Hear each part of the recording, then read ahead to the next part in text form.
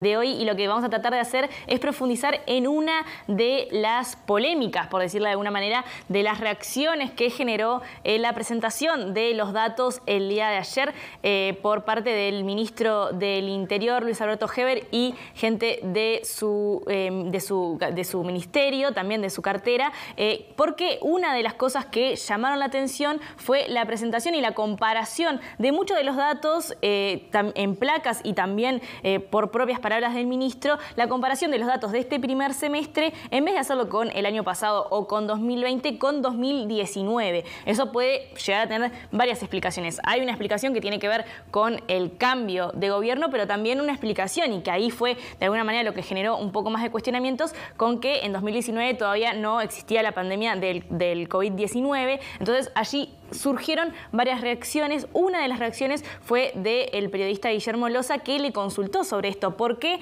Bueno, porque Luis Alberto Heber en ocasiones anteriores, varias veces, cuando fue consultado por las cifras que habían mejorado en 2021 de delitos, lo que él señalaba es que esto no tenía nada que ver con la pandemia, como se había mencionado en otros países. Relativizó las cifras de otros países y la noción de que ese descenso tenía que ver con la baja de la movilidad, y atribuyó en ese momento, y también de alguna manera ayer cuando presentaba los datos, que ese número de delitos en realidad tenía que ver con el refuerzo que había sufrido, que había tenido la fuerza policial, y también un aumento de la efectividad. Vamos a escuchar el momento en el que se le consulta sobre esto y cuál es la respuesta del ministro.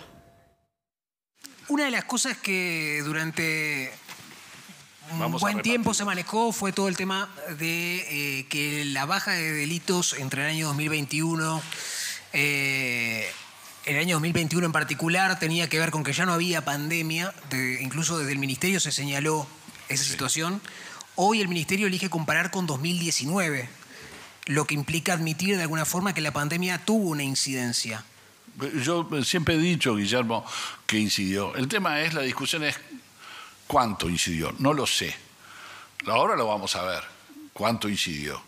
Porque ahora estamos sin pandemia, ¿no? Incidió porque, por ejemplo, los homicidios, nosotros tenemos más homicidios que en el 2021, ¿no?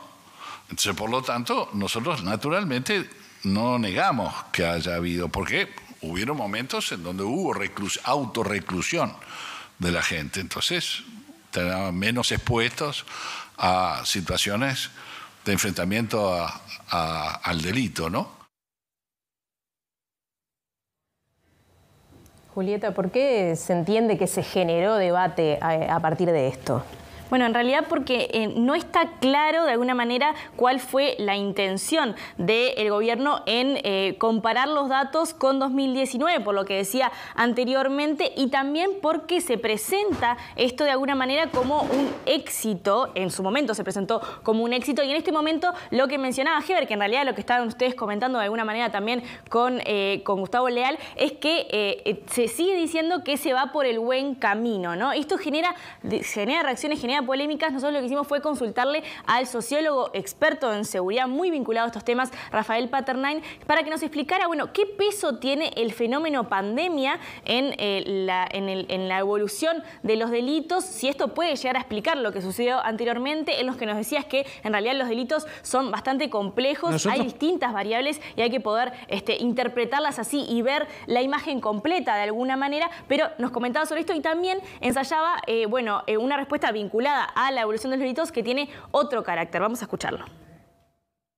Nosotros pensamos que sí, que la pandemia, que estamos hablando de un fenómeno que alteró las bases del relacionamiento social a un nivel muy profundo, y que las dinámicas delictivas, que son muy distintas, porque una cosa es el homicidio, algunos homicidios, otra cosa son los delitos masivos, otra cosa es la violencia de género, etc. Esas dinámicas es muy difícil pensar que no se hayan visto afectadas, quizá no de manera con la misma intensidad a lo largo de todo el periodo, pero hay algunos datos que que cuando uno analiza los momentos o los picos de reducción de la movilidad, es esperable que ciertas dinámicas del delito tiendan a disminuir. El año pasado ha sido muy sintomático, o sea, salimos o empezamos a salir allá a mediados de año, un poquito después, cuando la vacunación ya hizo efectos y la movilidad comenzó a recobrarse, y lo que estamos viendo de manera consolidada desde ese entonces hasta ahora es que las dinámicas del delito han recuperado una buena parte de su vigor. O sea, la situación de la violencia y la criminalidad en el país mantiene las características estructurales de los últimos años. La pandemia influyó, pero también hay otros debates que muchas veces no se toman en cuenta, y es digamos, la variable cambio de gobierno, los ajustes de gestión macro y micro.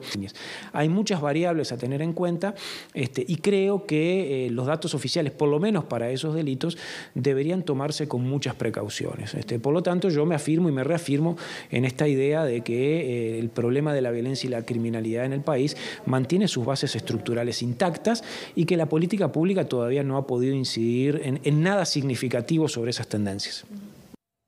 Cruzar datos de delitos y datos de movilidad es un ejercicio importante a los efectos de aproximarnos a algunas conclusiones con respecto a los momentos de la pandemia de los que se habla en materia de seguridad. ¿Qué arroja ese ejercicio, Julieta? Bueno, nosotros elegimos en realidad uno de estos datos. Mañana vamos a estar profundizando en otros tipos de delitos, pero elegimos el que generó mayor polémica, que fue el de homicidios, que ahí registró un aumento para poder compararlo. Vamos a pasar a ver en pantalla ahora cuáles fueron los datos que se presentaron ayer. Esto tengan en cuenta que es la comparación del primer semestre de 2019, 2020, 2021 y 2022, que fueron los datos que presentó el Ministerio del Interior ayer. Como podemos ver, hay un aumento significativo entre 2021 y 2022. Hay un aumento también con respecto a 2019, momento en el que no había pandemia, y en realidad allí hay un aumento también, pero menor, vinculado al 2020. Lo que no hay en esta circunstancia, hay una disminución entre 2019 y 2020. Ese es un dato para tener en cuenta también. Pero allí lo que vemos es, bueno, el dato más impactante de alguna manera es el 2021, ¿verdad? Esa caída que hubo en 2021 y que es de alguna manera por lo que se está empezando a generar toda esta discusión vinculada a la movilidad. El número de aumento entre 2021 y 2022 ya lo estamos diciendo, es 39%, cerca del 40% de aumento. Ahora, en la siguiente placa vamos a ver, teniendo en cuenta estos datos que acabamos de compartir, es un ejercicio de memoria, cómo funcionó de alguna manera la movilidad en nuestro país, tomando como referencia el momento previo a la pandemia. Lo que estamos viendo allí en una línea roja es el cero. Ese cero muestra los niveles de movilidad en el país anteriores a la pandemia. Entonces estamos pudiendo ver en los primeros 3 meses que estamos mostrando son previos a 2021, luego un segmento que es 2021 y luego, bueno, lo que se ha podido avanzar en este análisis en 2022. Como pueden ver, en lo que sería el primer semestre de 2020, el primer semestre que se analiza en estos datos, allí hay una caída muy significativa cerca de finales de abril, ya mayo, junio, en lo que tiene que ver con la movilidad. Es la caída más importante en cómo se comportó la población uruguaya. Luego tenemos en los primeros meses de 2021 algo bastante similar, también una caída muy significativa. Recuerden que este es el dato en el que baja de manera más importante el número de homicidios. Como pueden ver, representa entre 50 y 30% menos movilidad que las cifras que se tenían antes de la pandemia. Y luego, bueno, ya comienza a aproximarse a cifras normales en lo que se pudo analizar de los primeros meses de abril de 2022, perdón, o sea, en enero,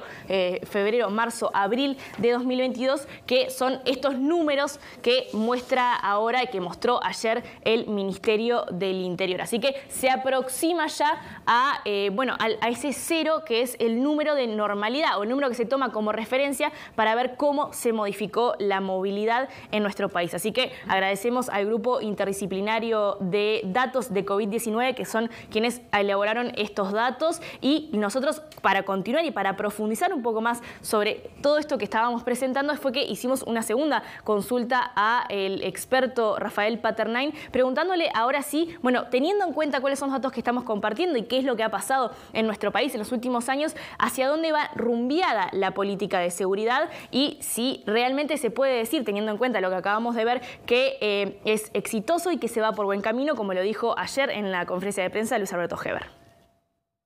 Más allá de que el gobierno se reafirma que estamos ante resultados exitosos de esa política, nadie puede sostener un resultado exitoso de la política de seguridad cuando la tasa de homicidios en un semestre crece un 40%.